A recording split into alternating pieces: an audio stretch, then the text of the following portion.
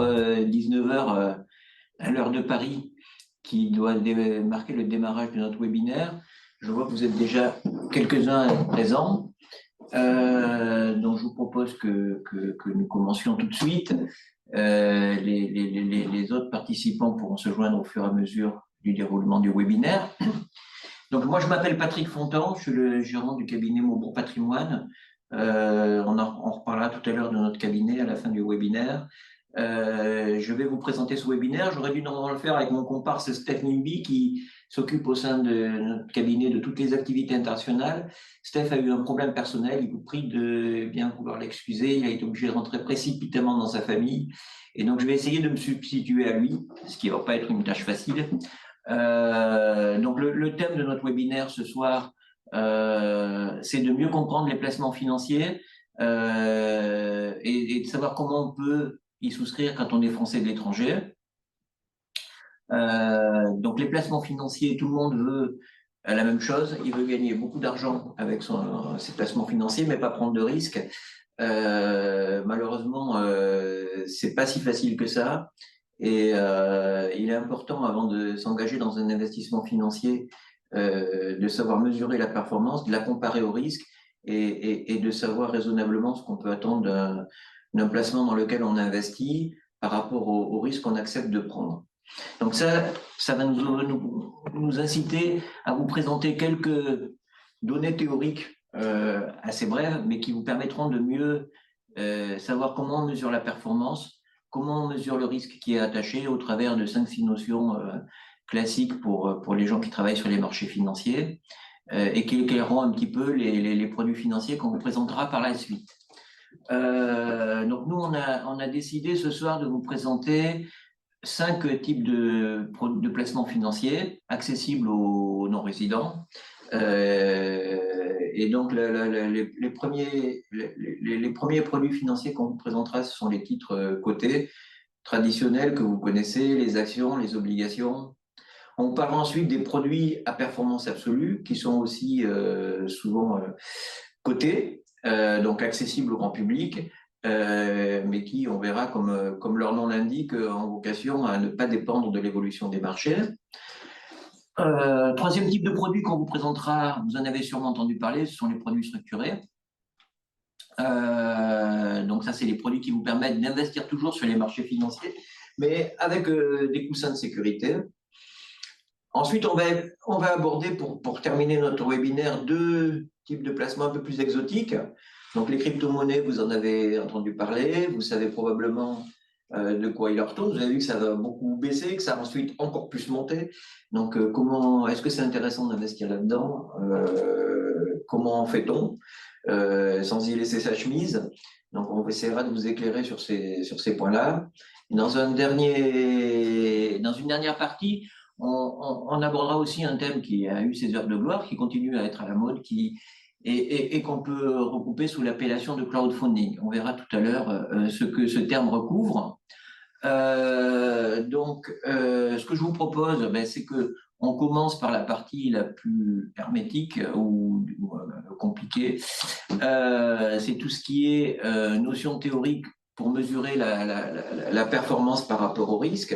Donc, la loi des reins de la finance, en tout cas la loi des reins de Maubourg Patrimoine, c'est que plus l'espérance d'un rendement d'un actif financier est élevée, plus important est le risque qui est attaché. Donc, ça veut dire que les marchés financiers, les placements, c'est pas magique. Faut pas croire les bonimenteurs qu'on peut entendre en lisant la presse financière ou les publicités financières ou en écoutant Internet. Si on veut gagner beaucoup d'argent en investissant dans un produit financier, il faut accepter une certaine part de risque. Le risque, des fois, il ne se matérialise pas et on gagne beaucoup d'argent, et des fois, il se matérialise et on risque de perdre toute ou partie de la mise initiale.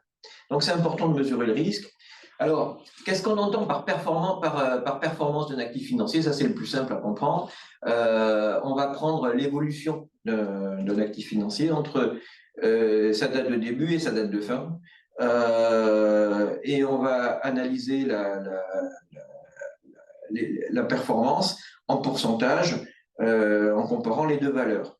Donc, évidemment, en fonction des actifs financiers dans lesquels on investit, il va falloir tenir compte du rendement, parce que le placement, il a pu encaisser des dividendes ou des coupons, il a pu supporter des frais aussi.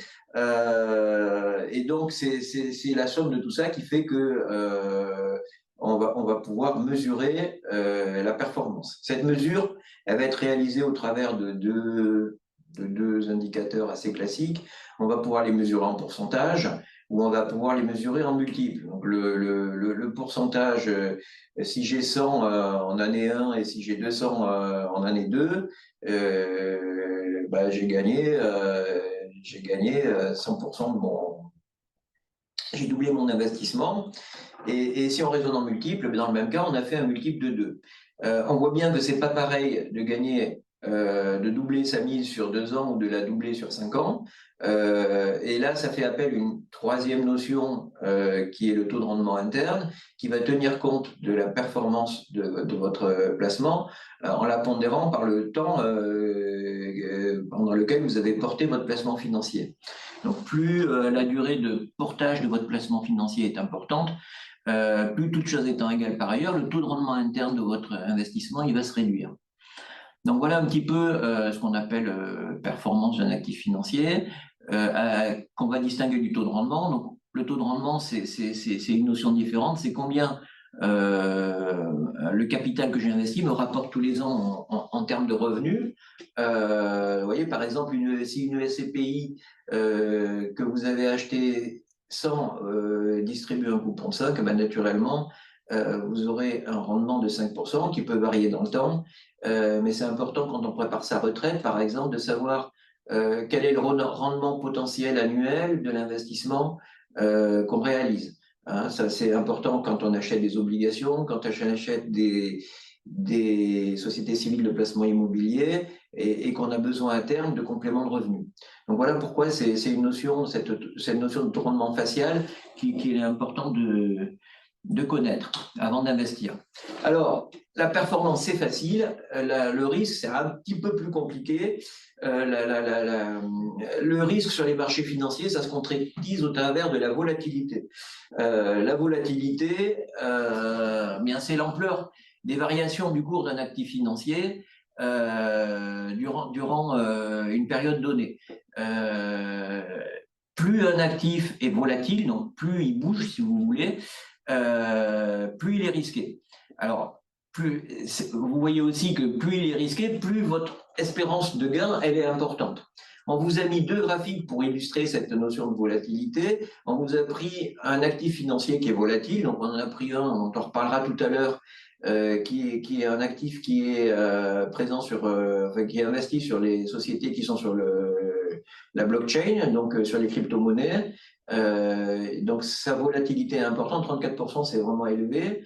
Vous voyez d'ailleurs sur le graphique qui bouge beaucoup, mais vous voyez aussi que si vous investissez au bon moment, vous pouvez avoir des gains vraiment très importants. Donc du risque, mais du rendement. Vous voyez à l'inverse, sur le graphique qu'on a mis en bas à droite, on a pris un fonds particulièrement peu volatile qui investit sur des obligations à court terme, 1,12%, c'est faible. Donc vous voyez que sur ce fonds-là, vous avez une volatilité donc, très réduite, vous avez aussi une espérance de gain qui est beaucoup plus faible. Donc voilà un petit peu ce concept de volatilité qui est assez fondamental quand on parle des marchés financiers. Et une deuxième notion qui est un peu corollaire de la volatilité, qui est aussi importante de connaître, c'est ce qu'on appelle le max drawdown. Donc pour ceux qui connaissent l'anglais, c'est assez facile à comprendre. C'est la perte maximale que peut supporter le placement financier dans lequel vous allez investir. C'est pas pareil quand vous mettez 100 sur un placement, de savoir que dans le passé, il a pu perdre jusqu'à 50% de sa valeur par rapport à un instant donné, ou s'il a pu ne perdre que 5%. Notamment si vous avez des contraintes de liquidité, si vous devez pouvoir récupérer votre placement financier dans une période de quelques mois ou de 1 à 2 ans, il est important de choisir des actifs financiers qui n'ont pas subi dans le passé des pertes très importantes au maximum. C'est pour ça que cette notion est intéressante à prendre en compte avant d'investir dans un placement financier. Et la résultante de toutes ces notions de performance, de volatilité, de perte maximum en finance, c'est ce qu'on appelle le ratio de Sharpe. Donc le ratio de Sharpe, c'est ce qui va permettre de croiser la performance et la volatilité. Donc c'est un taux qui est exprimé en pourcentage. S'il est négatif, ça veut dire que le gérant n'est pas capable de gérer une performance positive par rapport à une unité de volatilité. Donc quand vous comparez deux fonds au travers du ratio de Sharpe, vous allez pouvoir identifier si le gestionnaire il est capable d'obtenir un rendement supérieur au marché, mais qu'il est obligé pour cela de prendre davantage de risques. Donc c'est une notion qui est importante. En général, quand le ratio est négatif, c'est pas très enthousiasmant. Ça veut dire que le gérant il n'est pas capable de générer de la performance par rapport au risque qu'il prend. Et généralement, c'est à partir de 1% qu'on commence à avoir des fonds qui sont intéressants en termes de couple rentabilité-risque. Faites attention quand même, quand vous regardez sur les prospectus financiers le ratio de Sharpe, il a tendance quand même à privilégier les actifs à faible volatilité. Et comme on l'a vu précédemment, les actifs à faible volatilité, c'est ceux avec lesquels vous ne gagnez pas beaucoup. Donc faites attention à ça, mais globalement, en tout cas nous, avant de proposer à nos clients d'investir dans des placements financiers, on fait attention aux performances passées, mais on fait attention aussi à la volatilité, aux pertes maximum et à la combinaison de la performance et de la rentabilité au travers du ratio de Sharpe. Il y a une foultitude d'autres ratios ou indicateurs financiers qu'on n'a pas mis et qui permettent d'affiner encore cette mesure de la performance par rapport au risque d'un placement financier. Donc voilà un petit peu ce qu'on voulait vous dire avant d'aborder les différents placements qu'on souhaitait vous exposer rapidement ce soir. C'est juste pour insister sur le fait que la finance n'est pas magique et qu'il ne faut pas croire au produit miracle. Il n'y en a pas et il faut être capable d'analyser avant d'investir la performance qu'on attend et le risque qu'on est capable de supporter. Donc voilà un petit peu, on en a fini avec ces données théoriques.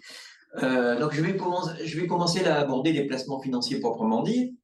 Les premiers placements, ceux auxquels vous êtes le plus habitués, c'est les titres financiers cotés sur des marchés régulés. On en a sorti deux avec lesquels vous êtes familiers probablement.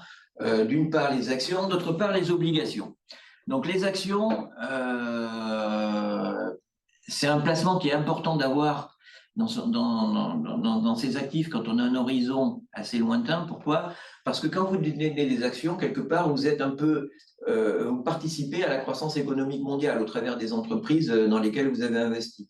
Et comme vous l'avez remarqué, depuis plusieurs siècles, la croissance économique sur une longue période, elle est positive.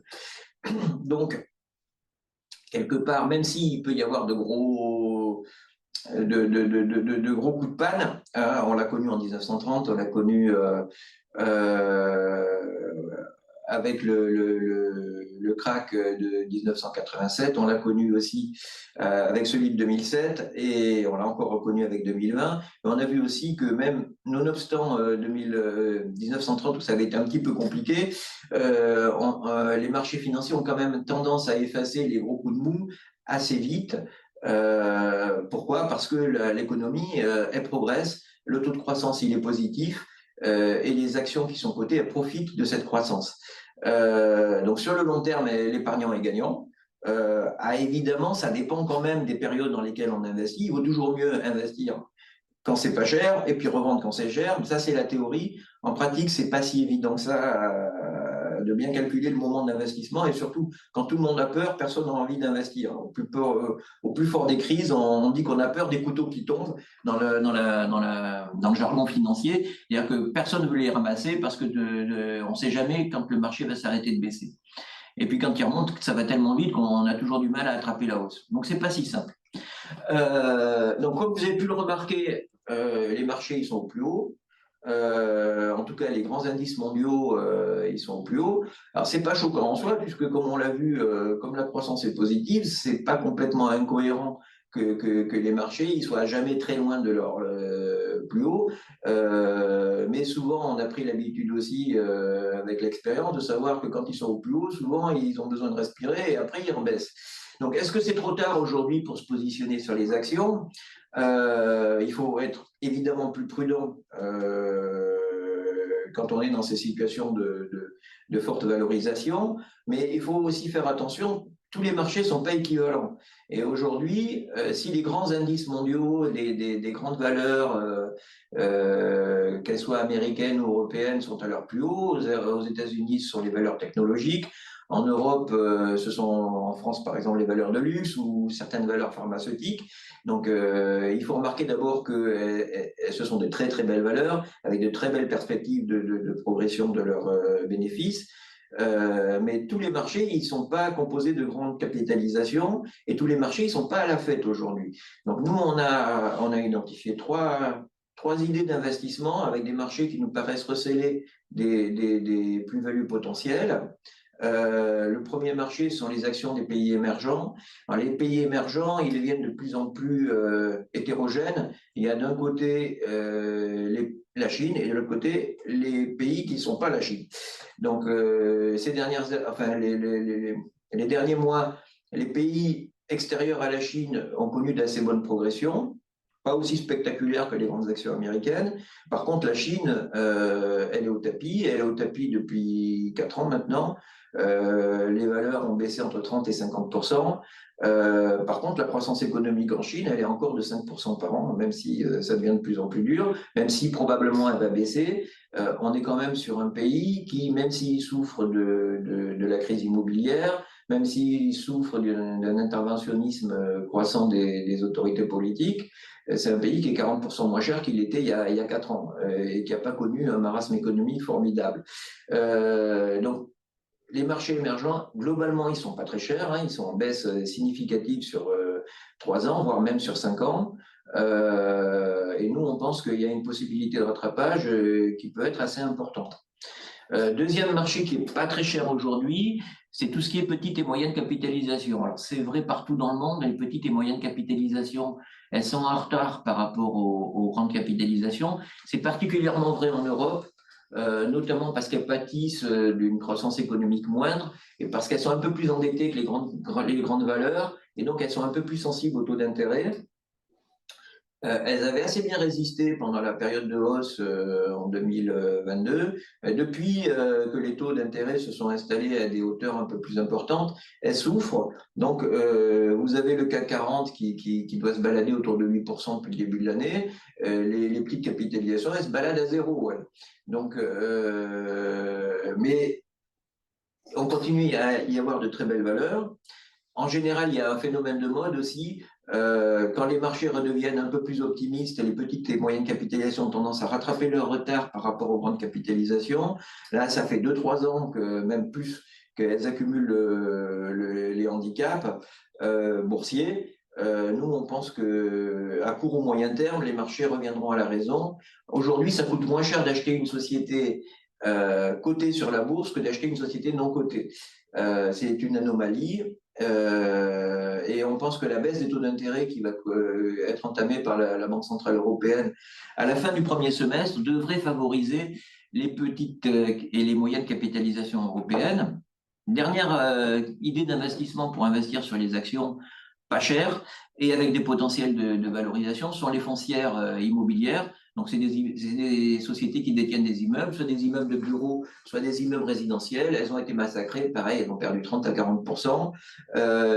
Pareil, pour la même raison que les petites et moyennes capitalisations, la Banque centrale européenne va assouplir sa politique monétaire et les foncières cotées, c'est celles qui vont bénéficier le plus rapidement possible. Et donc, on pense aussi que là, d'ici la fin de l'année, il y a des possibilités de rattrapage qui sont vraiment tout à fait significatives. Donc, vous voyez, tous les marchés sont pas chers. Alors, ça marche pas à tous les coups, hein, on peut se tromper. La Chine, ça fait longtemps qu'on dit qu'elle va monter et elle monte pas. Pareil d'ailleurs pour les small caps. Mais il y a quand même une possible création de valeur sur ces 3 classes d'actifs. Donc, une fois qu'on se dit je veux investir en action, comment on s'y prend? Nous, notre conseil, c'est le conseil que tous les conseillers financiers donnent à leurs clients, c'est de diversifier son risque, de ne pas mettre tous ses œufs dans le même panier. Euh, de varier les secteurs, de varier les géographies, de varier les approches thématiques aussi, entre les actions qui progressent beaucoup, les actions technologiques, par exemple, dont les bénéfices croissent très rapidement, ou les actions plus traditionnelles comme les sociétés énergétiques ou les banques. Donc, diversifiez votre risque. Après, est-ce qu'il vaut mieux investir en direct ou via des organismes collectifs comme les OPCVM? En direct, on peut toujours avoir envie d'investir dans telle ou telle action qu'on connaît, mais bon, chacun n'est pas analyste financier. Si vous avez des convictions fortes, vous pouvez toujours investir en direct, mais c'est quand même recommandé à des personnes qui ne maîtrisent pas bien la finance de s'appuyer sur des professionnels au travers d'OPCVM. Ensuite, la question qu'on entend de plus en plus, c'est est-ce que je vais investir dans des OPCVM actifs ou dans des ETF passifs?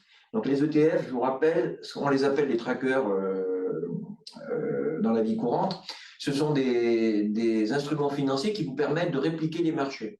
Donc vous achetez pas des actions, mais vous allez passer, ou en tout cas vous achetez toutes les actions qui vont composer l'indice. Vous allez passer un accord avec une banque qui va vous garantir que votre placement il va suivre l'indice. C'est ça le tracker.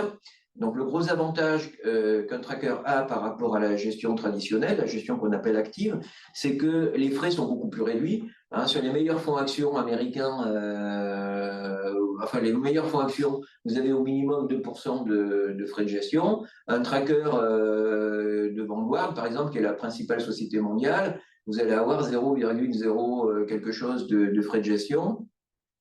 Donc ça veut dire que le gérant de l'OPCVM actif, il faut qu'il gagne 2% de plus tous les ans que le marché. Des fois ça marche, des fois ça marche pas. Donc la gestion passive, c'est pour ça que la gestion passive a de plus en plus de succès, et notamment aux États-Unis où elle est devenue majoritaire. Bon, ensuite, est-ce que j'investis en compte titre ou est-ce que j'investis en assurance vie? Ça dépend de vos contraintes personnelles ou de vos objectifs patrimoniaux personnels. J'attire juste l'attention sur les personnes qui habitent dans des pays étrangers, notamment dans les pays d'Afrique. C'est souvent plus facile vis-à-vis des partenaires financiers d'ouvrir un contrat d'assurance vie, de couvrir un compte titre. Les comptes titres, les établissements sont particulièrement compliqués en termes de formalité, et deux fois les montants qui sont demandés sont assez élevés. Donc finalement c'est plus facile en assurance vie, qu'elle soit française ou qu'elle soit luxembourgeoise. Donc voilà un petit peu quelques idées pour pouvoir investir en actions. On va aborder rapidement le deuxième actif classique qui sont les obligations. Donc les obligations, ça vous permet d'être investi sur les marchés financiers, mais en prenant moins de risques, puisque vous allez acheter de la dette. Donc la société dans laquelle vous investissez elle a un devoir de vous rembourser votre placement. Alors que quand vous achetez une action, vous prenez le risque de la société et de son évolution. En obligation, même si la société a vivote, même si ses bénéfices ne progressent pas, si elle est capable de rembourser votre obligation, le contrat il est rempli. Donc ça vous permet quoi? Ça vous permet de réduire votre risque, hein, puisque le risque que vous avez, c'est surtout que la société ne puisse pas vous payer, qu'elle soit défaillante. Ça arrive, mais ça arrive moins souvent qu'une société progresse moins rapidement que ce qu'on avait prévu au niveau de ses bénéfices. Donc vous achetez du rendement avec des coupons qui vont tomber tous les ans. Et alors, bon, il faut faire attention évidemment dans les obligations. Si vous souhaitez les revendre avant leur échéance, elles vont être sensibles au mouvement de taux. Donc, quand les taux montent, comme ça a été le cas en 2022, la valeur faciale de votre obligation elle baisse si vous souhaitez la vendre avant son échéance. Et à l'inverse, dans une période de baisse de taux, la valeur faciale de votre obligation, elle va monter, elle va bénéficier de la réduction des taux d'intérêt. Donc c'est intéressant. Alors, depuis quelques mois, les taux d'intérêt ont commencé à baisser. Les banques centrales vont accélérer, vont commencer la réduction des taux directeurs en Europe, normalement au mois de juin.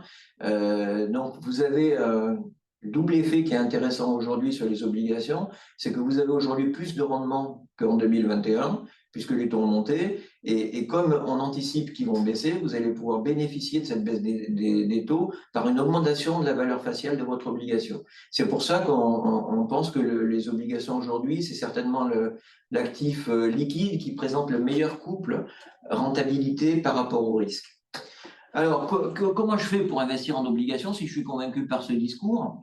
J'ai le choix, comme pour tout à l'heure pour les obligations, pour les actions. Je peux choisir des OPCVM où je vais mutualiser mon investissement, ou je peux choisir d'investir en direct. L'obligation en direct, c'est quand même plus compliqué encore sur les obligations que sur les actions, parce que aucune obligation ne ressemble à une autre. Si on veut être sérieux par rapport au risque qu'on veut prendre, il faut lire les prospectus. Les prospectus, ils font des centaines de pages, ils sont souvent en anglais, et ils sont écrits dans un jargon financier. Et donc, c'est pas si simple que ça. Ensuite, le montant unitaire, il est souvent élevé. Donc, même si vous décidez de vous contenter des caractéristiques générales d'une obligation, il faut être capable de trouver l'obligation qui correspond à la somme que vous êtes capable que vous pouvez investir. Cette somme, ça peut être 100 000 euros, ça peut être aussi 1 million, ça peut être 500 000 euros, et c'est plus fréquemment des gros montants que des petits. Donc ça limite le choix. Voilà pourquoi souvent les investisseurs préfèrent les OPCVM aux obligations en direct. Comme tout à l'heure pour les actions, on va avoir la même question qui va se poser. Est-ce que je choisis la gestion active ou est-ce que je choisis des ETF? Alors, les marchés, comme on a vu tout à l'heure que les montants étaient élevés, que les prospectus étaient compliqués, il s'avère que le marché obligataire, il est moins liquide que le marché action.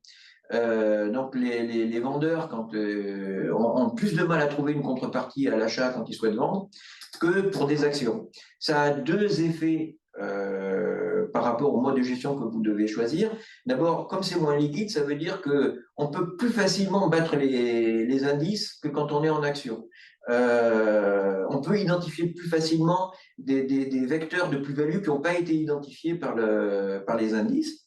Ça, c'est un premier point, mais à contrario, dans les périodes de fort stress, c'est plus facile de vendre un ETF obligataire que de vendre un OPCVM traditionnel.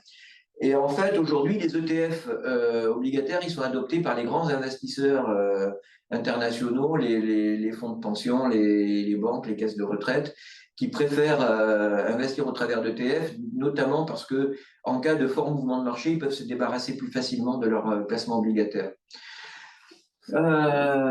Après, alors, juste pour les particuliers qui souhaitent recourir à des ETF obligataires, il y a moins de choix que pour les ETF actions. Après, c'est intéressant aussi, avant de choisir son obligation, de savoir quel type d'obligation dans lequel type d'obligation je vais investir. Donc, les obligations souveraines, vous voyez ce que c'est, ce sont les obligations qui sont émises par les États. Normalement, c'est celles qui rapportent le moins, mais c'est celles qui sont le plus sûres. Rappelez-vous les premières slides quand vous approchez.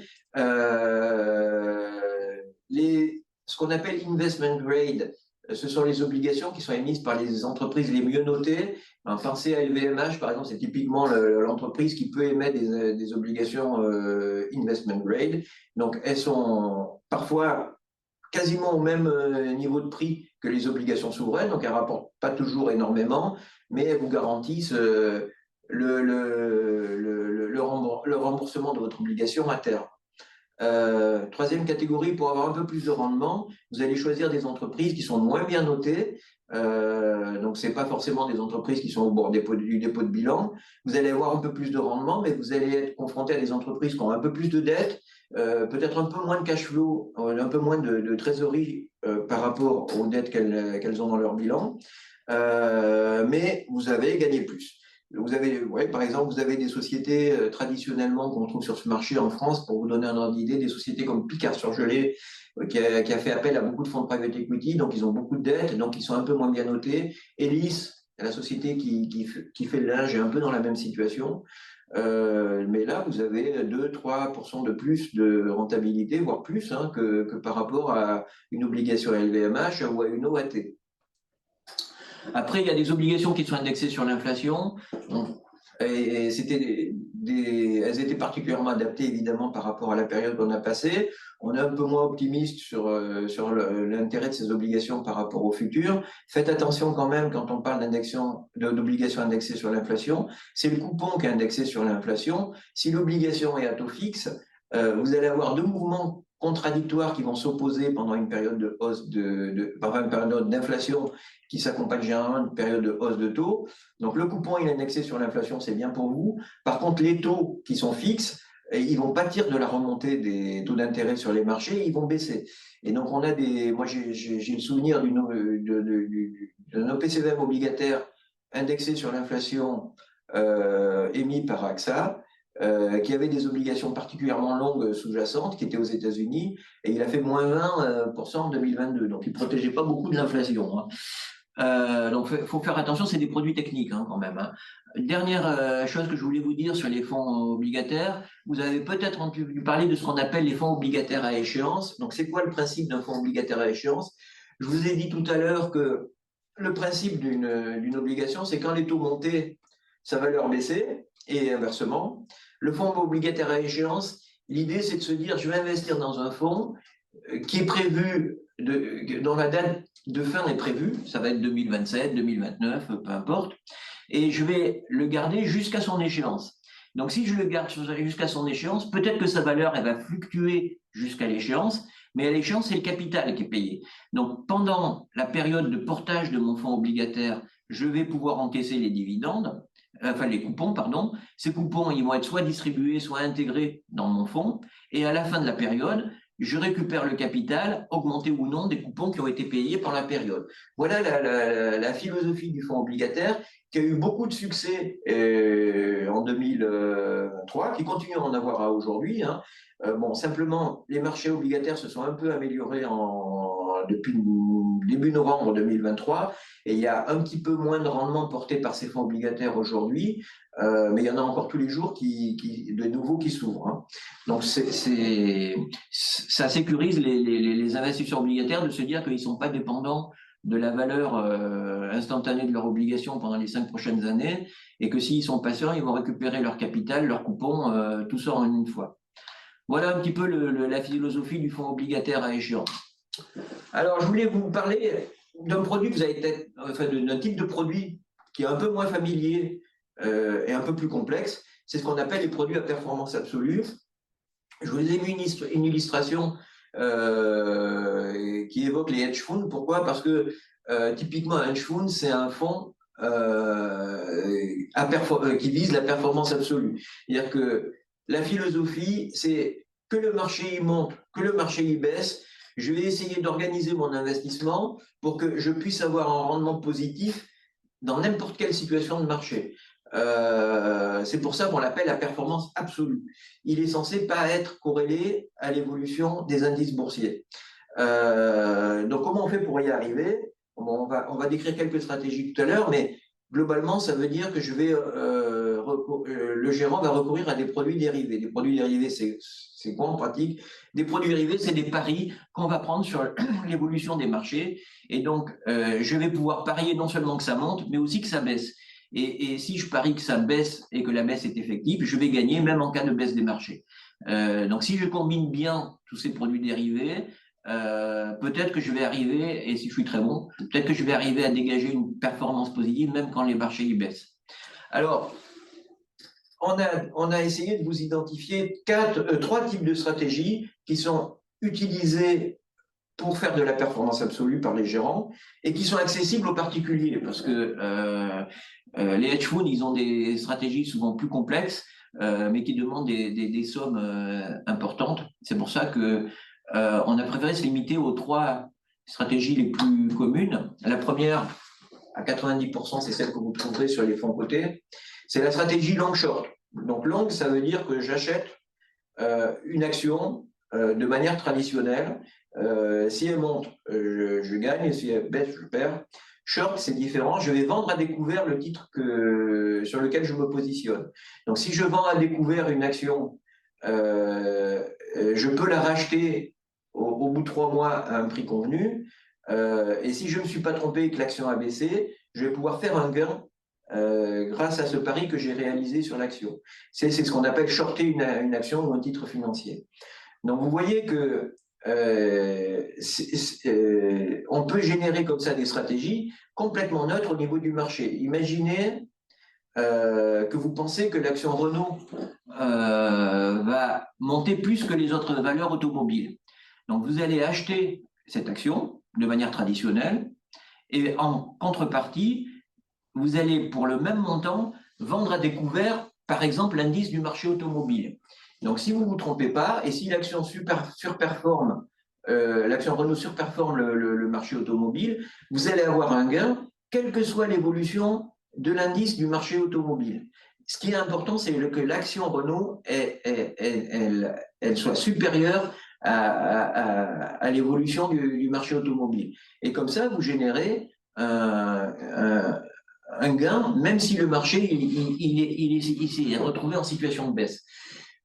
Donc, dans ces stratégies de long short, vous allez généralement, les gérants, ils trichent un peu. Ils vous disent que vous couvrez comme ça votre risque, mais ils font jamais du 50-50. C'est-à-dire, ils s'exposent jamais, ou en tout cas, ils s'exposent rarement à 50% en achetant le marché et en se couvrant à 50% en prenant des paris à la baisse. Comme les marchés structurellement ils sont haussiers, que les gérants ils sont pas fous, souvent ils vont essayer de s'exposer à 70 ou 80% au marché et d'avoir que 30% de vente à découvert. Donc il faut faire attention avant d'investir sur ces produits à performance absolue de type long short. Si le fonds long short est trop exposé sur la partie longue, vous allez quand même être exposé au marché pour des montants qui peuvent être un peu significatifs. Vous allez réduire la volatilité de votre portefeuille, mais vous prendrez quand même un risque de marché. Et les seuls qui sont vraiment neutres, comme vous voyez, on vous a mis un exemple d'un fonds qui est complètement neutre, c'est le Candriam, où lui, il ne prend pas de risque de marché, et donc le gérant, il faut qu'il soit vraiment bon dans ses paris pour être capable de dégager de la performance. Première stratégie de fonds à performance absolue, comme je le disais, la plus fréquente. Deuxième catégorie, ce qu'on appelle dans le jargon les fonds global macro. Donc les fonds global macro, c'est la stratégie préférée des hedge funds, c'est celle qui rapporte le plus.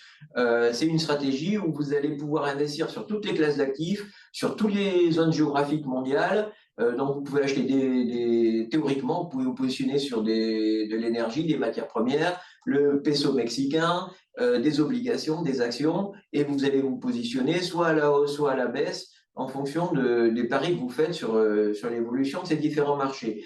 Ces fonds, ils sont surtout très forts pour exploiter les déséquilibres macroéconomiques et des événements macroéconomiques soudains. Vous savez qu'il y a des fonds comme ça qui ont été célèbres parce que ils ont fait fortune en 2000, au moment du crack de 2007 ou même en 2020. C'est pas la majorité, mais ceux qui savent anticiper ces déséquilibres soudains macroéconomiques qui gagnent beaucoup d'argent.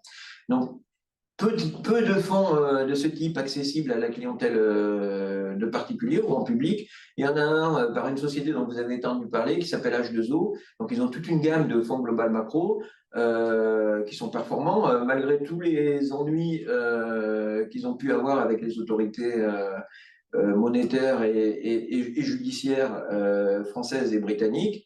C'est une société qui est capable de délivrer durablement de la performance sur des stratégies de type global macro. Troisième type de produit qu'on a voulu mettre en avant pour illustrer les fonds à performance absolue, ce qu'on appelle les CTA. Donc ça, c'est un peu moins connu. C'est des fonds, sans rentrer trop dans les détails, qui grâce à une méthode quantitative, donc en utilisant des programmes informatiques, vont essayer de détecter des mouvements des mouvements à la hausse ou à la baisse qui peuvent intervenir sur les marchés. Donc, par exemple, une des stratégies qu'ils aiment bien, c'est ce qu'on appelle le momentum, c'est-à-dire, vous savez, quand une action commence à monter, elle devient progressivement à la mode et la hausse entretient la hausse jusqu'à un certain niveau. Donc, les fonds CTA, ils vont identifier ces sociétés au début de la hausse, quand la mode commence à se mettre en place, ce qu'on appelle le momentum, et essayer d'aller jusqu'où ils peuvent pour tirer profit de ce mouvement de mode. Ça peut valoir à la hausse, ça peut valoir à la baisse. C'est ce qu'on appelle la stratégie CTA. Il y en a très peu aussi de fonds qui font ça. Nous, on en a un dans lequel certains de nos clients ont investi, qui s'appelle Siri Systématique, par une société de gestion qui s'appelle Finaltis. C'est assez volatile, mais globalement, les performances sur une période de 3 à 5 ans sont quand même intéressantes. L'inconvénient de tous ces trois, surtout des deux dernières catégories de fonds, c'est que c'est vraiment des boîtes noires. Quand l'H2O a connu des difficultés, il y a des conseillers malins qui disaient ben moi je l'avais prévu parce que c'était une boîte noire, sauf que tous les fonds à performance absolue de type Global Macro ou CTA, ce sont des boîtes noires. Vous ne savez pas ce que le gérant y fait, tout ce que vous pouvez voir c'est s'il gagne ou s'il perd. Donc voilà ce que je voulais vous dire sur les produits à performance absolue. Donc vous voyez, les trois fonds qu'on vous a mis en illustration, c'est des fonds dans lesquels vous pouvez souscrire. Il y en a plein d'autres, hein. Mais c'est pour vous montrer que cette stratégie, elle est accessible à tout le monde. Alors, autre produit qui est accessible un peu à tout le monde et qui est moins compliqué à comprendre, c'est ce qu'on appelle les produits structurés. Donc les produits structurés, on vous a mis un airbag parce que c'est des produits sur lesquels vous allez pouvoir investir sur les marchés financiers, mais vous allez avoir un coussin de sécurité. Ça veut dire quoi en pratique? Ça veut dire que vous n'allez pas pouvoir gagner autant que le marché, mais en contrepartie de cette renonciation à une partie de la performance, vous allez avoir une protection si le marché y baisse. Donc ça se passe comment en pratique? En pratique, on va réunir trois acteurs. Il y a une banque, c'est souvent des banques d'affaires qui vont, enfin c'est pas souvent, ce sont toujours des banques d'affaires qui vont émettre le produit structuré. Il y a un arrangeur qui va faire en sorte qu'il soit que le produit structuré corresponde aux besoins de l'investisseur, et le distributeur comme nous qui allons choisir les produits qui sont proposés sur le marché, qui nous paraissent le mieux répondre aux besoins de nos clients.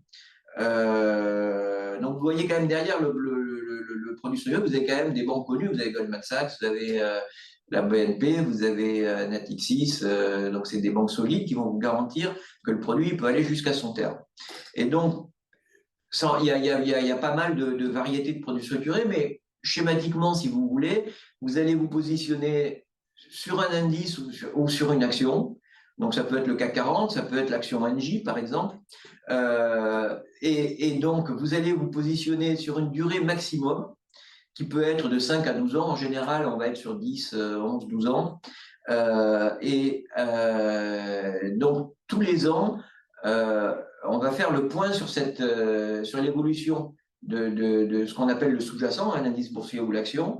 On va regarder s'il a progressé par rapport à la date à laquelle vous avez investi. Et la date à laquelle vous avez investi, vous le voyez un petit peu plus bas, c'est ce qu'on appelle le strike. C'est la date à laquelle votre produit commence. Donc, je vais prendre un exemple. Je décide d'acheter une action NJ au travers d'un produit structuré. Cette action NJ, elle va par exemple me délivrer un coupon de 6% par an si à chaque période anniversaire, qui peut être annuelle, trimestrielle, mensuelle, quotidienne, mais à chaque période anniversaire, l'action NJ dépasse le niveau qu'elle avait au moment où j'ai investi, je suis remboursé de mon produit et j'encaisse mon coupon. Et si à la date anniversaire, elle est en dessous, on repart pour une nouvelle période et on va faire comme ça jusqu'à la 10e année ou à la 12e année selon la durée du produit. Donc vous voyez que si vous avez un produit qui rapporte 6% par an, si le coupon, vous avez choisi un produit structuré qui le met en mémoire, vous allez pouvoir accumuler des coupons jusqu'à ce que l'action NJ dépasse son niveau d'origine. Voilà la philosophie du produit structuré. Qu'est-ce qui se passe la 10e année si l'action NJ a jamais dépassé aux périodes anniversaires le niveau d'origine? On va regarder la 10e année. Si exceptionnellement elle arrive à dépasser le niveau du début, vous êtes remboursé de tous les coupons depuis sur les 10 ans. Et si elle est comprise, cette valeur entre, par exemple, moins 40% et zéro, vous allez récupérer votre capital sans les coupons. C'est ce qu'on appelle la barrière de protection. C'est moins 40%, ce sont la barrière, c'est ce qui constitue la barrière de protection. En dessous des 40%, la pomme, elle est partagée et vous la prenez. C'est-à-dire que si l'action NJ a perdu 50%, votre produit structuré, il a perdu 50%. Donc, simplement, historiquement, si vous choisissez bien votre valeur, surtout si vous choisissez bien votre indice, le risque est relativement faible que vous alliez au-delà de la barrière de protection, mais enfin, il existe. Hein. Le risque que ça perde plus, ça peut exister. Il y a des actions qui ont perdu beaucoup d'argent. Nous, on conseille toujours à nos clients d'investir sur des indices plutôt que sur des actions. Donc, vous voyez, toutes ces notions-là, on a parlé des acteurs. Donc, la durée, elle peut être de 5 à 12 ans. Le sous-jacent, on en a parlé.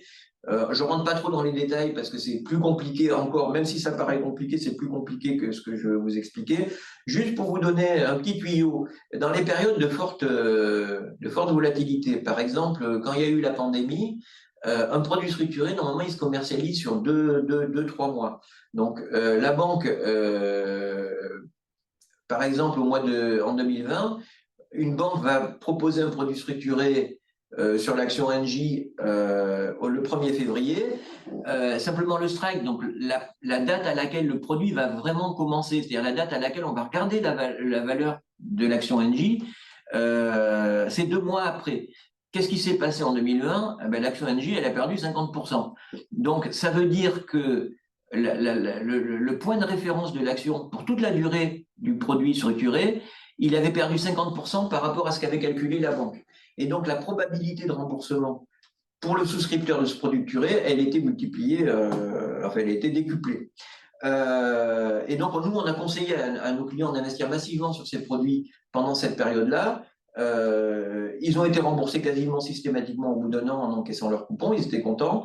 Par contre, les banques émettrices, notamment Société Générale, ça lui a creusé ses pertes sur l'année 2020 et le trou, il s'est vu même dans les bilans globaux. Donc voilà un petit peu le fonctionnement des produits structurés. Donc ça convient à des personnes toujours, par rapport au couple rendement-risque qu'on avait évoqué, qui veulent prendre un peu plus de risques que le fonds en euros, parce qu'elles veulent gagner un peu plus de rémunération, mais qui veulent quand même avoir des filets de sécurité. Donc on a parlé des produits jusqu'à présent, actions, obligations, produits structurés, produits à performance absolue, c'est quand même des produits normés que vous connaissez, sur lesquels vous pouvez maîtriser votre risque de perte. On va voir des produits un petit peu plus exotiques maintenant. Donc moi, je vous propose qu'on aborde le produit dont tout le monde parle, dont tout le monde a un petit peu peur aussi, ce sont les crypto-monnaies. Le produit, c'est pas un vrai placement financier puisque c'est un actif qui n'existe pas vraiment, qui n'existe que parce que les personnes qui l'achètent lui donnent de la valeur. Mais il faut reconnaître que c'est un produit qui rencontre un certain succès. Comment on va expliquer ce succès ? Alors, vous savez qu'aujourd'hui, il y a plus d'un Français sur 10 qui a investi dans une crypto-monnaie. C'est un petit peu pareil d'ailleurs dans les autres pays. Vous savez qu'il y a un pays même qui s'appelle Salvador qui en a fait une de ses monnaies d'État, même si elle est très peu utilisée. Donc, incontestablement, c'est un produit le Bitcoin, c'est un produit qui rencontre un certain succès. Alors, on parle de la Bitcoin, c'est la première crypto-monnaie. Elle a été créée par un Japonais que personne ne connaît il y a 14 ans. Elle a bien évolué depuis les débuts. Hein. Au début, c'était un produit amusant pour les libertariens ou les cyberpunks, un peu marginaux, qui voulaient se démarquer en investissant dans un produit qui n'avait rien à voir avec les États et avec les banques centrales. Aujourd'hui, c'est devenu un actif connu. On peut considérer aujourd'hui, on en va parler tout à l'heure, c'est devenu une classe d'actifs mondiale.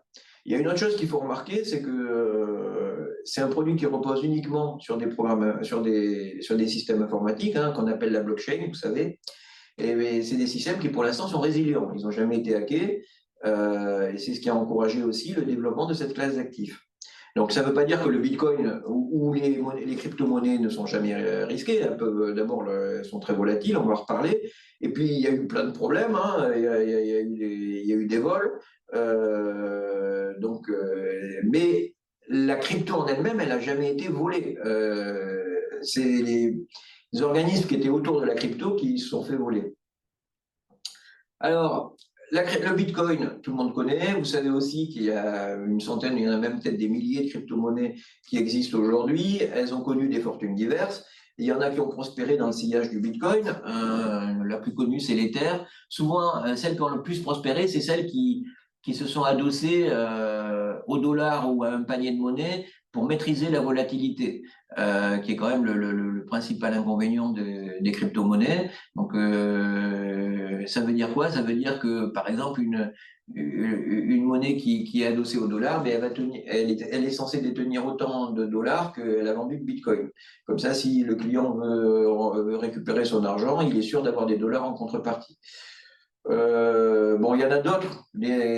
Donc, toutes les crypto-monnaies n'ont pas connu de succès, loin s'en faut. Bon, la plus célèbre qui a connu des problèmes, c'est la Terra. Donc, la Terra, c'était aussi une crypto-monnaie. Elle était indexée aussi sur un panier de monnaie. Le problème, c'est qu'elle n'avait pas gardé assez de monnaie pour faire la contrepartie. Et quand les investisseurs ont perdu confiance, elle a explosé. Donc ça, c'est un phénomène qui est connu, mais il y a plein de crypto-monnaies qui n'ont pas connu le succès, qui vivotent, dont on n'a pas parlé ou qui ont disparu. Donc c'est pour ça que nous, on recommande, pour ceux qui ont envie d'investir dans les cryptos, de préférer les plus grosses et notamment le Bitcoin. Alors, on s'est demandé aussi pendant longtemps si les cryptos, ça pouvait être considéré comme des monnaies classiques. Alors, une monnaie classique, ça se définit comment? C'est bien connu, hein, aussi en sciences économiques. Une monnaie, ça doit servir comme intermédiaire d'échange, comme unité de compte et comme réserve de valeur. Donc, sur ces critères-là, le Bitcoin ou toutes les crypto-monnaies, ce ne sont pas des monnaies au sens classique du terme. Ce ne sont pas des monnaies parce que ce ne sont pas des intermédiaires d'échange. Vous ne pourrez pas utiliser un Bitcoin pour aller payer votre pain à la boulangerie et vous ne le pourrez pas aujourd'hui, mais vous ne pourrez pas non plus demain. Les coûts de transaction sont trop élevés. Vous savez qu'il faut faire intervenir des mineurs, ça consomme beaucoup d'électricité, ça consomme du temps ordinateur. Donc c'est inadapté par rapport à une monnaie avec des transactions énormes. Et ensuite, les transactions elles-mêmes, elles sont trop lentes parce qu'il faut que tout le monde puisse, que les systèmes de validation puissent se mettre en place. Donc c'est pas adapté pour l'utiliser, pour aller acheter son pain à la boulangerie. Deuxième caractéristique d'une monnaie, c'est est-ce que le Bitcoin peut être considéré comme une unité de compte? Non, ça ne peut pas être considéré comme une unité de compte parce que la volatilité du Bitcoin, elle est formidable et on ne peut pas utiliser une monnaie aussi volatile comme une unité de compte. Pour l'instant, ce n'est pas possible. Peut-être que ça changera dans quelques années, mais pour l'instant, le Bitcoin, ce n'est pas une unité de compte et les autres crypto-monnaies encore moins. En revanche, le Bitcoin, certaines autres cryptos, ce sont indéniablement redevenus des réserves de valeur. Il y a des gens qui achètent du Bitcoin comme placement pour épargner leurs économies. Alors, ils ont tort ou ils ont raison, en tout cas, c'est comme ça que ça se passe. Et donc, le Bitcoin, dans cette exception-là, c'est devenu une réserve de valeur. Et c'est devenu une réserve de valeur parce que ça a été adopté massivement, durablement, par une partie, même si elle n'est pas majoritaire, de la population mondiale. Et c'est pour ça qu'on en parle beaucoup aujourd'hui, hein, c'est parce que c'est une réserve de valeur. Alors, on en parle beaucoup, on dit qu'on peut devenir très riche, surtout sur les influenceurs sur Internet, on vous dit acheter des cryptos, vous allez devenir très riche.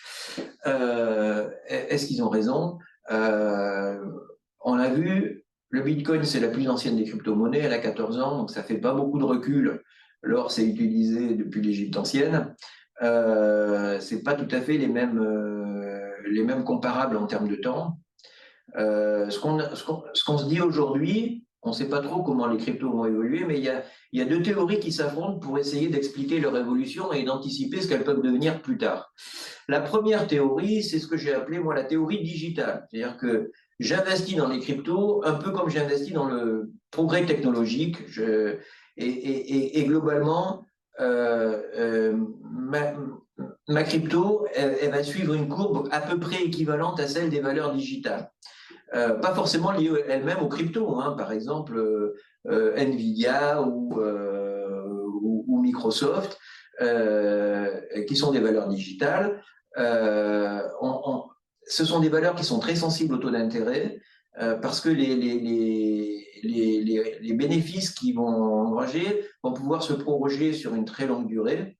Et donc, elles sont sensibles. Évidemment, quand vous avez un bénéfice qui arrive, qui est très important, mais qui arrive dans 15 ans, le prix du temps fait que plus les taux d'intérêt sont élevés, plus ce bénéfice que vous anticipez la 15e année, il vaudra cher si les taux d'intérêt sont bas. Et inversement, il vaudra moins cher si les taux d'intérêt montent.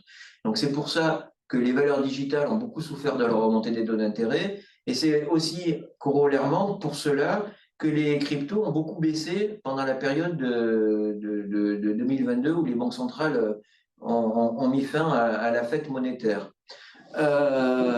Donc, on pourrait se dire c'est une théorie qui marche à tous les coups. Alors, il y a quand même des exceptions qui incitent à être un peu prudent.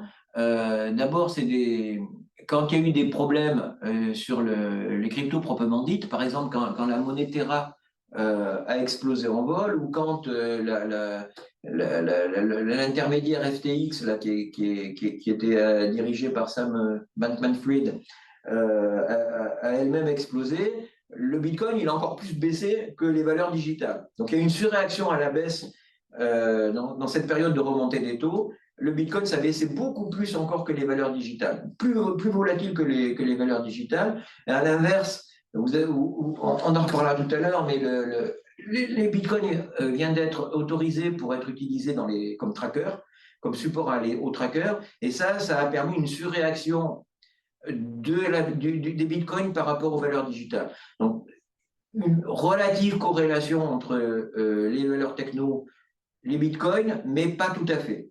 Il y a une deuxième théorie pour expliquer l'évolution des crypto-monnaies et du Bitcoin, c'est ce que j'ai appelé moi la théorie aurifère. Ça veut dire que j'investis pas vraiment dans le progrès technologique, mais j'investis dans une crypto parce que c'est un actif qui dépend d'aucune banque centrale, et donc je le mets à l'abri de toute intervention extérieure, notamment si je fais face à une crise internationale généralisée. Personne ne pourra mettre la main sur mon Bitcoin ou sur mon Ether. Donc ça veut dire que le Bitcoin devient une valeur refuge. C'est pas la seule, hein. On dit que les obligations du Trésor, c'est une valeur refuge, sauf que c'est quand même une valeur qui est dépendante d'un État qui s'appelle les États-Unis. Tout le monde n'aime pas. Et puis il y a l'or, donc qui est la valeur refuge traditionnelle. Et c'est pour ça qu'on l'appelle la théorie aurifère. Dans cette théorie-là, les crypto-monnaies se comporteraient de plus en plus, au fur et à mesure que le temps passe, comme un actif refuge et comme l'or.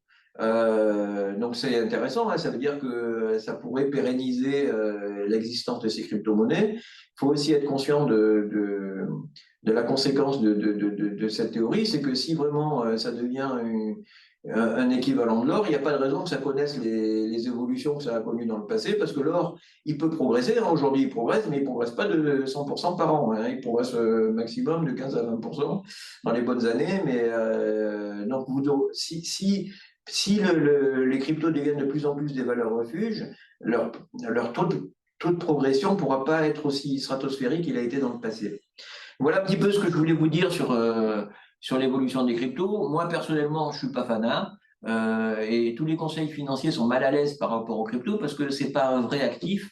Il n'y a pas de sous-jacent. Vous n'investissez pas dans l'économie. Vous investissez dans la confiance qu'ont les autres investisseurs dans ce papier informatique, si vous voulez, hein, pour schématiser. Donc, on est relativement mal à l'aise, mais on est aussi obligé de constater que c'est un actif qui a de plus en plus de succès et que les gens ont envie d'acheter. Donc, si vous avez envie d'acheter, comment vous pouvez faire? On a identifié 4 moyens pour investir dans les cryptos. Le moyen le plus simple, en tout cas qui vient le plus rapidement à l'esprit, vous allez acheter en direct. Donc, acheter en direct, vous avez plusieurs moyens, hein. Pour schématiser, on a voulu en évoquer deux. Le premier, c'est que vous pouvez aller sur les plateformes qui ont l'habitude de faire des transactions sur les crypto-monnaies. Donc, il y en a deux. Il y en a une qui est cotée en bourse qui s'appelle Coinbase. Il y en a une autre qui s'appelle Binance. Donc, c'est des sociétés qui sont connues, hein, qui ont relativement pignon sur rue.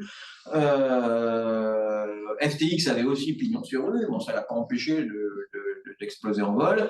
Binance a été condamné à payer une amende salée par les autorités financières américaines il n'y a pas longtemps, et son patron devrait faire 2 ans de prison pour expier ses péchés, mais elle continue à pouvoir acheter des bitcoins ou des crypto-monnaies. Et Coinbase aussi a eu quelques soucis avec les autorités, mais pour l'instant, ils s'en sont bien sortis. Sinon, si vous êtes mal à l'aise par rapport à ces courtiers, vous pouvez aussi aller voir une banque. Alors, les banques, c'est surtout les banques Internet qui font ça, mais les banques comme Revolut ou N26, elles ont des accords avec les courtiers, et vous ouvrez un compte chez Revolut, vous demandez d'acheter du Bitcoin, ça peut marcher. Donc là, comme ça, vous avez votre bout de Bitcoin. Alors après, vous avez toutes les contraintes qui sont liées à la logistique du Bitcoin, avec votre clé, et problèmes de conservation. Mais globalement, c'est quand même le moyen qui vient le plus rapidement à l'esprit. Alors, vous pouvez vous dire quand même, bon, Binance, j'ai pas trop confiance, Coinbase, les autres c'est encore pire. Comment je pourrais faire pour avoir mon Bitcoin ou avoir un produit qui évolue comme le Bitcoin sans le détenir en direct? Mais il y a une solution magique. C'est le tracker, on en a parlé rapidement tout à l'heure.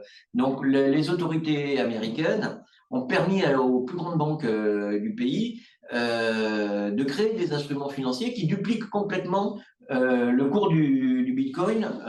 Pour l'instant, c'est limité au Bitcoin.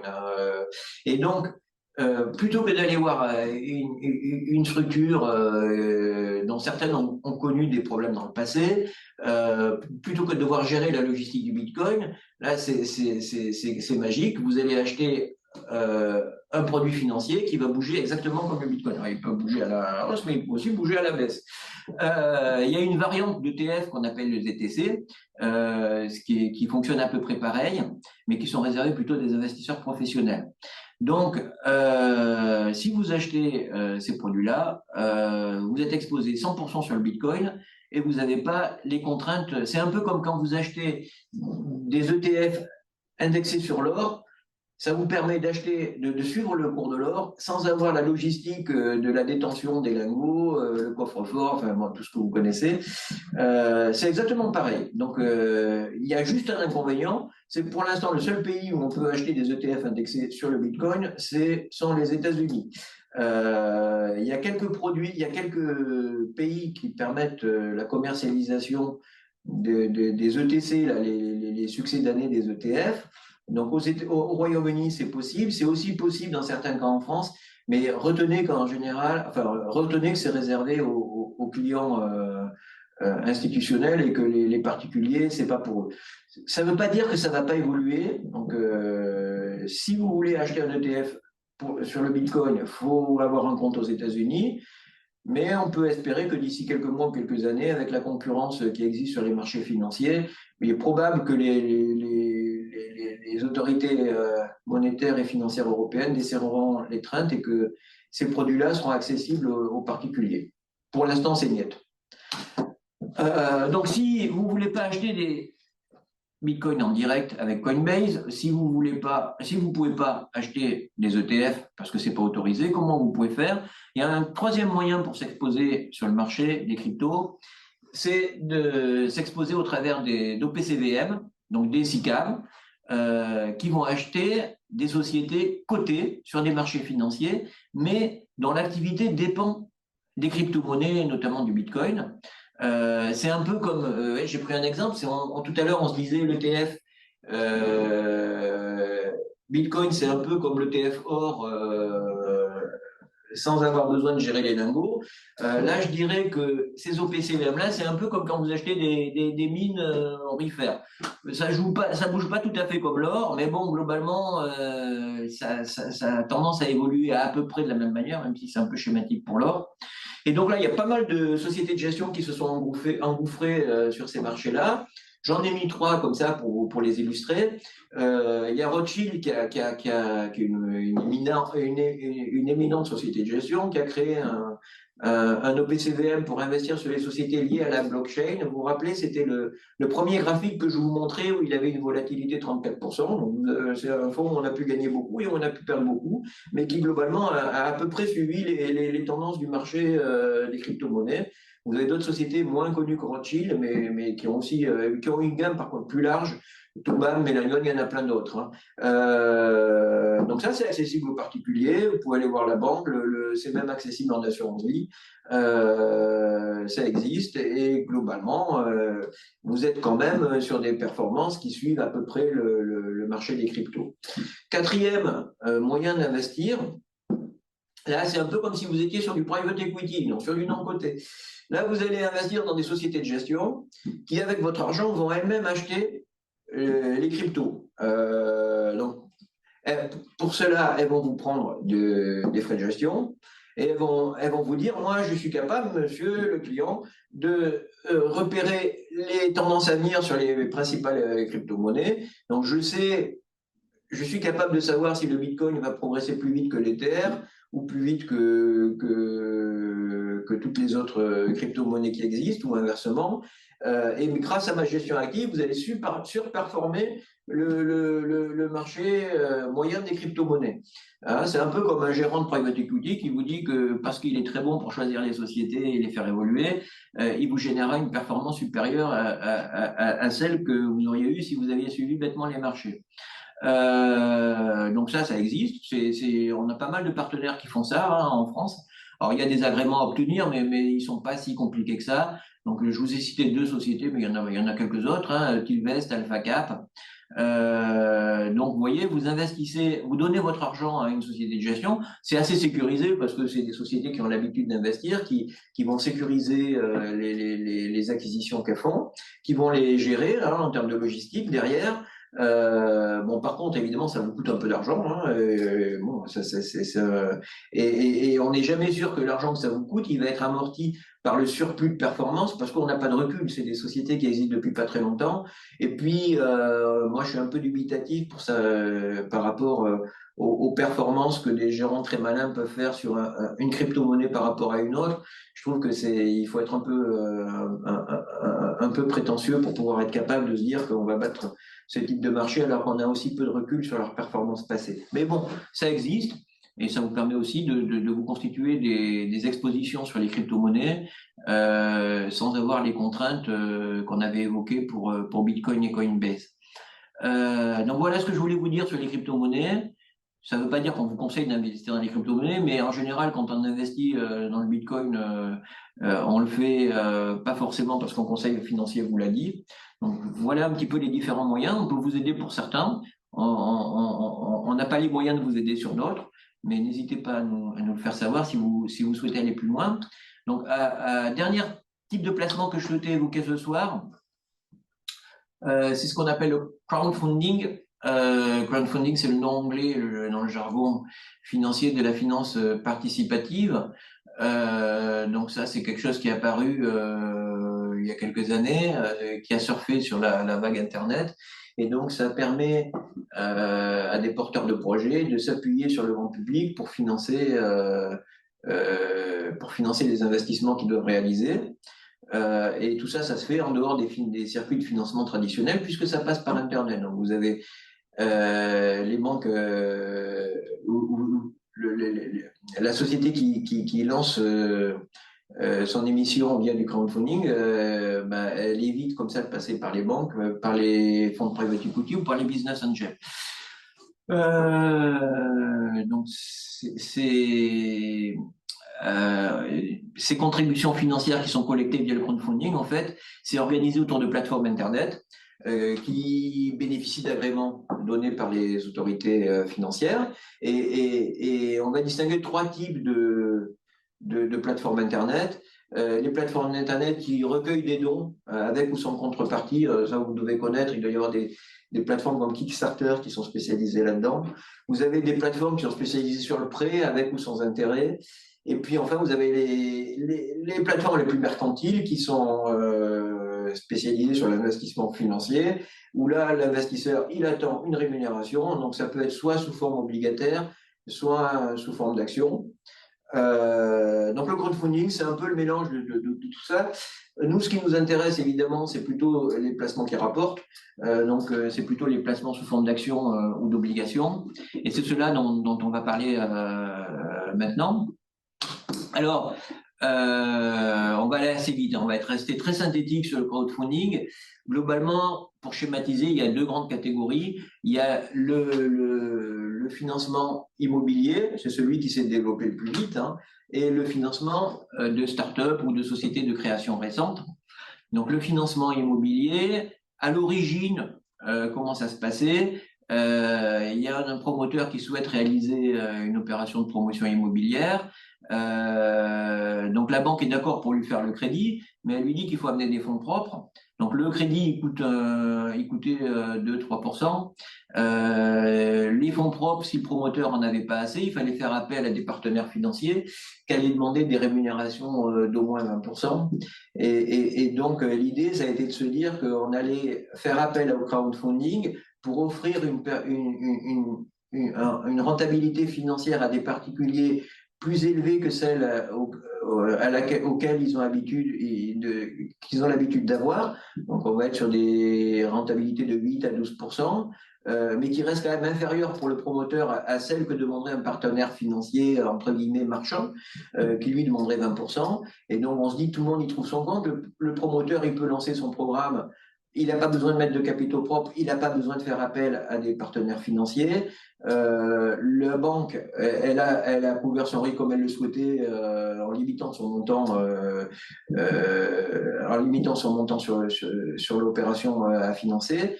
Et le particulier, ben, il va avoir une rémunération supérieure à ce qu'il aurait eu en allant voir sa banque de manière traditionnelle. Évidemment, vous voyez bien quand on analyse le fonctionnement que vous avez plus de rendement parce que vous avez un peu plus de risque. Si le fonds de private equity financier ou le partenaire financier demande 20%, c'est parce qu'il considère qu'il lui faut 20% pour couvrir son risque. Donc le marché immobilier, il a prospéré pendant de nombreuses années, hein, grâce au taux bas notamment. Et donc tout le monde était content. Les plateformes de crowdfunding constataient que les financements immobiliers étaient remboursés en temps et en heure. Bon, c'est plus compliqué maintenant, hein, parce que les programmes immobiliers, ils commencent à être livrés. Sur les programmes qui ont été lancés en 2022, il y a des invendus. Il y a des programmes qui vont finir à perte. Et ces programmes qui vont finir à perte, il est probable que l'investisseur qui a participé au crowdfunding immobilier, il subisse une certaine casse. C'est-à-dire qu'il peut tout perdre. Hein. On verra. On n'est qu'au début, hein, parce que c'est vraiment la période où les programmes commencent à être livrés. Il continue à y avoir du crowdfunding. C'est peut-être moins risqué aujourd'hui de faire du crowdfunding qu'il y a 2 ans, mais on va voir tout à l'heure que nous, on est un peu réticents. Donc ensuite, il y a une deuxième catégorie. Ben, je vais accompagner une start-up ou je vais accompagner une société qui a besoin de fonds pour se développer. Là, c'est intéressant aussi, mais le problème, c'est que l'immobilier, au moins, on voit à peu près, il y a un programme, les banques, elles exigent que le programme soit pré-commercialisé avant d'être lancé. Donc, on a quand même des barrières qui nous guident dans notre investissement. Quand on investit dans une société de création récente, c'est plus compliqué parce qu'il faut essayer de deviner si son idée va marcher, si ses équipes sont compétentes pour la réaliser, et si au final mon investissement il pourra être remboursé ou multiplié grâce à la performance de la société dans laquelle j'ai investi. Ça peut marcher, mais souvent ça ne marche pas. Donc voilà un petit peu les deux grandes catégories d'investissement marchand qu'on peut réaliser en crowdfunding. Donc la difficulté pour un investisseur particulier, c'est qu'il y a une asymétrie d'informations. On l'a vu tout à l'heure. L'émetteur d'un projet en crowdfunding, il en sait toujours plus que vous sur la viabilité de son entreprise. Donc quand il recourt au crowdfunding, c'est qu'il n'a pas trouvé de fonds de private equity, où il n'a pas trouvé de banque, où les conditions imposées par les fonds de private equity, les banques ou les autres partenaires financiers, elles se situent à des niveaux de conditions financières qui sont considérés comme trop exigeantes par le porteur du projet. Donc le porteur du projet, il dit, ça va peut-être me coûter moins cher si je fais appel au crowdfunding. Donc voilà, il faut faire attention à cette asymétrie d'information et on verra tout à l'heure comment on peut se protéger. Donc, voilà les deux grandes catégories d'investissement. Qu'est-ce qu'on peut vous conseiller par rapport à tout ça? Donc, un conseil tactique. Aujourd'hui, nous, on aimait bien le crowdfunding immobilier jusqu'à il y a quelques temps. On est beaucoup plus prudent aujourd'hui parce que quand vous allez investir sur... Alors souvent, vous avez l'opération dans laquelle le promoteur y va investir. On vous dit c'est super, elle est bien, j'ai acheté pas cher, je vais pas faire beaucoup de travaux, ça va se revendre une fortune. C'est parfois vrai. Le problème qu'on a dans la situation actuelle, c'est que les promoteurs et les marchands de biens, ils sont en manque de cash. Et vous savez jamais trop, même si on vous a dit que l'opération, que votre argent était fléché sur une opération bien particulière, on peut jamais être complètement sûr que l'argent il va bien arriver là où c'était prévu. Donc on préfère, nous, le temps que les promoteurs passent la crise, on préfère être un peu prudent par rapport à ce type d'investissement. Et crowdfunding immobilier, nous, on a plutôt orienté nos clients sur un fonds qui est spécialisé dans l'investissement immobilier équivalent dans sa technique au crowdfunding, et un fonds qui a été lancé par une société qui s'appelle Entrepreneur Invest et qui, lui, n'a pas connu de problème jusqu'à présent et qui a surtout donné de très bonnes rentabilités. Donc voilà, prudence pour l'instant sur le crowdfunding immobilier. Et puis pour les autres investissements, nous, ce qu'on vous recommande, c'est de s'appuyer sur des plateformes reconnues où le travail d'analyse, il a été effectué par la plateforme. Toutes ne le font pas, notamment parce que ça demande des compétences et parce que ça coûte de l'argent. Nous, quand on propose à nos clients d'investir en crowdfunding, sur des sociétés avec une vraie activité, pas des sociétés immobilières, on retient en général la société Vatel Capital, parce que la société Vatel Capital, chaque fois qu'elle nous présente une société, il y a 50 ou 60 pages d'analyse sur la situation de la société, ses perspectives, et on peut se faire rapidement un avis en lisant ces 50 ou 60 pages. Et c'est souvent aussi des cibles de sociétés qui sont de taille importante. Donc on a conseillé nos clients sur des sociétés qui étaient introduites en bourse, qui font souvent 50, 100 millions de chiffre d'affaires et qui parfois valaient plus de 100 millions de capitalisation boursière. Donc, nous, on a eu chaque fois qu'on a choisi des projets, ça s'est bien déroulé avec cette société-là. Par contre, on n'en choisit pas souvent. Donc voilà un petit peu les deux conseils que je voulais vous donner sur le crowdfunding. Et je voulais vous faire une suggestion aussi. C'est pas vraiment du crowdfunding, mais nous, on travaille depuis très longtemps, depuis 3 ans, avec une société qui s'appelle CVE, qui est une société qui est leader français aujourd'hui des sociétés privées qui sont spécialisées dans l'énergie solaire. Donc, c'est pas un perdreau de l'année, hein, c'est une société qui fait quand même 100 millions d'euros, plus de 100 millions d'euros de chiffre d'affaires en 2023, qui est sur un train d'augmentation du chiffre d'affaires qui est très rapide, qui a déjà levé beaucoup de capital auprès d'un fonds de private equity international qui s'appelle ICG. Donc, ils ont levé une première tranche de 100 millions d'euros il y a quelques années, ils ont relevé 100 millions d'euros l'an dernier. Ils ont fait une autre levée de fonds pour leur activité de biométhane auprès d'une autre société, de notre fonds de private equity qui s'appelle Swan Capital. Donc, on considère que c'est une société qui a une assise financière, qui a besoin encore plus de capitaux parce que leur programme d'investissement est très, très élevé. Ils investissent aux États-Unis, ils investissent au Chili, ils investissent en République sud-africaine et naturellement en France. Et donc là, vous allez vous retrouver un peu dans les mêmes schémas qu'on évoquait tout à l'heure. Donc, vous allez avoir des rémunérations qui sont plutôt sympathiques, hein, autour de 7% par an. Vous n'êtes pas sur une start-up. C'est pas sans risque parce que l'obligation que vous allez consentir, c'est ce qui va permettre de compléter le financement par rapport au financement bancaire et pour minimiser les 200 millions d'euros que ICG a apporté à la société, donc permettre à CVE de construire encore plus de centrales solaires avec les 200 millions qui lui ont été apportés. Donc, c'est pas sans risque, mais bon, vous êtes quand même sur une société de taille significative qui dégage une rentabilité opérationnelle importante et qui a besoin de fonds pour se développer.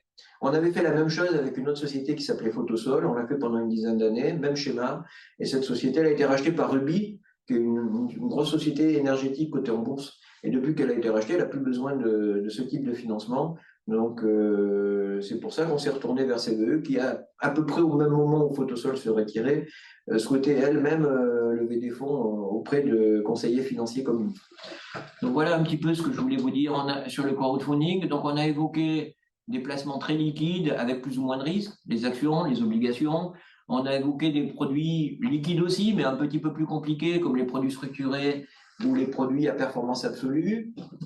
On a fini par des produits un peu plus exotiques, on a parlé des crypto-monnaies, on a parlé du crowdfunding. Donc j'espère, j'ai été volontairement très synthétique, j'espère que ça vous a donné envie d'en savoir plus.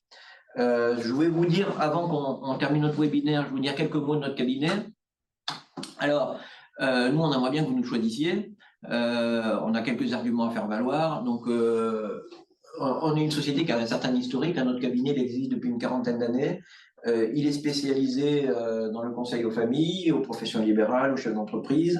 On est spécialisé sur les Français qui habitent à l'étranger depuis une dizaine d'années, même plus que ça, une quinzaine d'années. Donc c'est une problématique qu'on maîtrise bien. Stan Nibi, il ne travaille que là-dessus. On a une douzaine de professionnels, donc c'est un peu sécurisant. On n'est ni trop gros pour être une usine à conseiller, ni trop petit pour pas avoir les effectifs pour être capable d'accompagner nos clients correctement. Vous savez qu'on a beaucoup d'obligations réglementaires, donc ça demande quand même du back-office. Donc nous, on est équipés. On a pas mal de clients, hein. On a plus de 300 millions, ouais, on a largement plus de 300 millions d'euros en gestion. On est familial, on n'a pas envie d'être acheté. Tous les jours, on nous propose d'être acheté, on n'a pas envie. Et puis, on n'a pas trop envie non plus de racheter parce que quand on rachète des cabinets, on fait pas autre chose et on s'occupe pas bien de ses clients. Donc, c'est pour ça qu'aujourd'hui, on est plutôt dans une problématique où on essaye de privilégier nos clients à notre développement financier. Donc, vous voyez, je vous ai mis rapidement mon pédigré. Moi, j'ai fait plein de choses.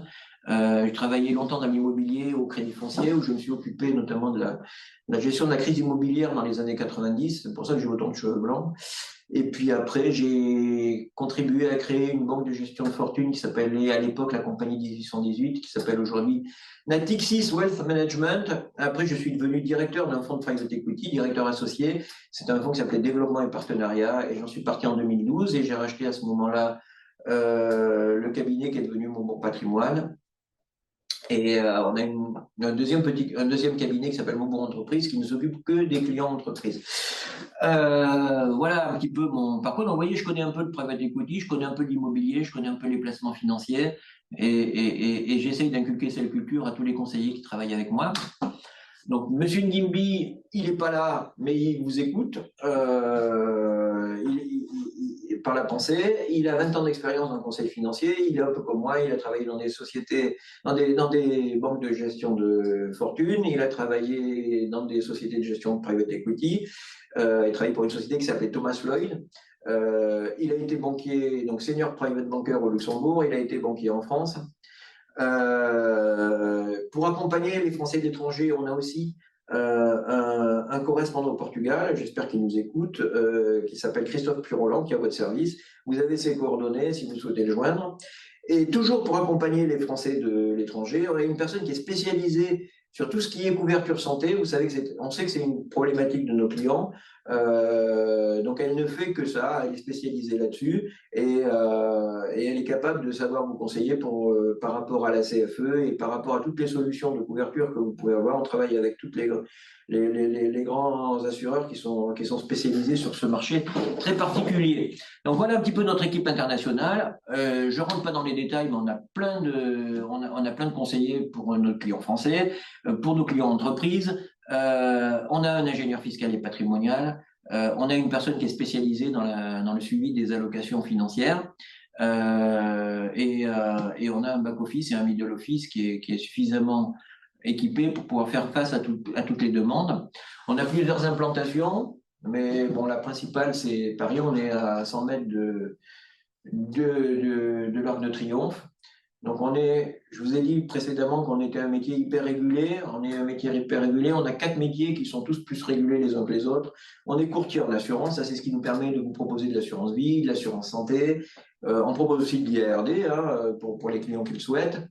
On fait aussi des collectifs. Donc tout ça, c'est le métier de courtier en assurance. On est conseiller en investissement financier.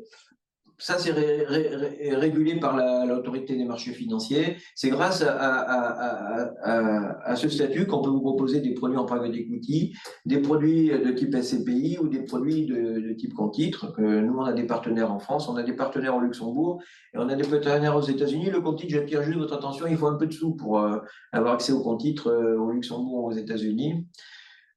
Troisième métier, on est intermédiaire en opération de banque et services de placement. Ça veut dire quoi? Ça veut dire qu'on peut vous proposer du crédit. Donc, le crédit, on a quelques solutions pour les non-résidents. Je ne vous cache pas que ce n'est pas les solutions les plus simples à mettre en œuvre. Mais il y a des possibilités de financement, notamment quand on a des actifs immobiliers qui sont déjà situés en France. Et notre quatrième métier régulé, c'est le métier d'agent immobilier. On a la carte de transaction et donc on est capable de vous aider si vous souhaitez acheter des biens en France ou si vous souhaitez en vendre. Voilà un petit peu les 4 métiers qu'on exerce. J'ai été volontairement assez bref sur la présentation de mon beau patrimoine. Nous, juste ce que je voudrais vous dire avant de terminer, donc moi j'ai une équipe qui est qualifiée. J'ai mis beaucoup de temps à la constituer, j'essaye de la conserver. J'ai des personnes qui ont une expérience de terrain, qui ont travaillé dans le private equity, l'immobilier, les crédits, la finance, l'assurance, qui sont allés dans les meilleures écoles. Je suis capable, notre cabinet il est capable de vous accompagner localement. Et M. Nimbi il part très fréquemment dans les pays africains. Le mois dernier, on a organisé une conférence à Casablanca avec nos amis d'Altaroc, une société de gestion de private equity, où on a accueilli nos clients et nos contacts marocains, ou en tout cas français résidant au Maroc et marocains. Donc on bouge, on connaît vos problématiques. Et pour finir, on est un cabinet indépendant. On est dans un métier où les plus gros rachètent les plus gros. Les plus petits se font manger aussi par les plus gros. Nous, on est moyen, on souhaite rester moyen. On n'a pas envie de rapetir, on n'a pas envie de grossir. Et tout ça pour mieux nous occuper de nos clients. Donc voilà un petit peu ce que je souhaitais vous dire. Je regrette que M. Ndiaye n'ait pas pu m'accompagner. Il aurait été beaucoup plus convaincant que moi. Ce que je vous propose avant de clore notre webinaire, c'est si vous avez des questions à poser, je vous suggère de les poser par chat, ça sera plus simple. Et si je vois que j'ai pas de messages qui sont envoyés, je conclurai la réunion, le webinaire, je veux dire. Donc, je laisse quelques secondes. N'hésitez pas, ne soyez pas timide. En tout cas, ce que je voulais vous dire pour terminer, c'est que, puisque je vois qu'il n'y a pas de questions, c'est que je vais vous envoyer la copie des supports de présentation, nos coordonnées, vous les avez déjà, et un replay du webinaire. Et donc, évidemment, on est à votre disposition. On a volontairement été très superficiel dans les placements financiers qu'on a évoqués. Donc, n'hésitez pas à revenir vers nous si vous voulez en savoir plus. Donc, je vois une première question. Quels sont les montants initiaux pour investir chez vous, s'il vous plaît? Je dirais que nous, on est assez souple. C'est pas vraiment avec nous, c'est avec nos partenaires. Donc, comme je disais tout à l'heure, pour les comptes titres, notamment les comptes titres au Luxembourg, aux États-Unis, c'est élitiste. Et il faut compter minimum entre 250 et 500 000 euros, donc c'est des montants qui sont élevés. Mais on a des placements financiers. On a parlé de CVE tout à l'heure. Nous, les souscriptions pour CVE, si vous êtes intéressés, on les prendra à partir de quelques dizaines de milliers d'euros. Nous, à 10-20 000 euros, on est capable de commencer à regarder les demandes de nos clients si on se dit qu'on est capable de construire une relation dans la durée. Donc, on n'est pas élitiste au niveau de la clientèle. Évidemment, on préfère les clients qui arrivent avec des chèques de 10 millions d'euros, mais on n'en a malheureusement pas souvent. Donc, on est capable d'investir avec notre conseil sur nos clients dans la durée. Je vois qu'il y a une deuxième question qui est posée. Quel est le niveau de patrimoine à avoir pour investir? Donc ça, c'est pareil, c'est des questions. Le niveau de patrimoine, ça dépend de votre situation personnelle. nous, ce qu'on veut, c'est que, si vous voulez, on se fait payer par nos partenaires, pas par vous. Donc, il faut quand même que le travail que va réaliser mon conseiller, il puisse être rentabilisé par rapport aux produits qu'on peut vous placer dans la durée. Donc, si vous avez zéro patrimoine, vous avez zéro revenu et vous avez zéro perspective de revenu et vous souhaitez investir 10 000 euros chez nous, ça va peut-être être un peu compliqué. Mais je suis sûr que vous qui nous écoutez, vous qui m'écoutez, vous n'êtes pas complètement dans cette situation-là et qu'on arrivera à trouver un arrangement qui puisse justifier, ou en tout cas qui puisse rémunérer les conseils qu'on vous apportera. Donc le patrimoine, c'est pas non plus une condition. Moi, je fixe pas de seuil. Je discute avec les clients, on voit si on peut se mettre d'accord ou pas. Et si on peut pas, ben, on vous le dit et puis on proposera des solutions alternatives où vous pourrez investir pour des montants moindres. Troisième question, merci beaucoup. Ben voilà, écoutez, moi je suis ravi que ça vous ait plu, monsieur. Et puis, ben écoutez, je vous dis à vous tous, je vous dis à très bientôt. Allez, merci, au revoir, bonne soirée.